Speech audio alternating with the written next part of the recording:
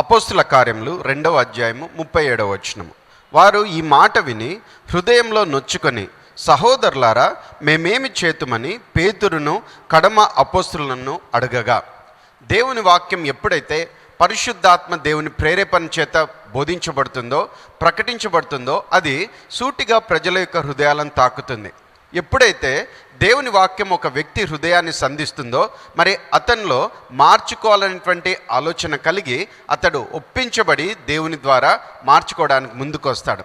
లేకపోతే కొంతమంది ఆ వాక్యం ద్వారా వారి యొక్క హృదయంలో తాకబడి వారు నొచ్చుకుని గాయపడి వారు మరింత కఠినంగా వారు మారుతారు. మరి దేవుని వాక్యం నీకు ప్రకటించబడుతుండగా, పరిశుద్ధాత్మ దేవుడు నీతో మాట్లాడుతుండగా, మరి నీ యొక్క స్పందన ఎలా ఉన్నది? మరి సరైనటువంటి స్పందన అయినట్లయితే తప్పకుండా నీ యొక్క జీవితంలో దేవుని వాక్యం ఆశీర్వాదాన్ని తీసుకుని వస్తుంది. ఆమేన్.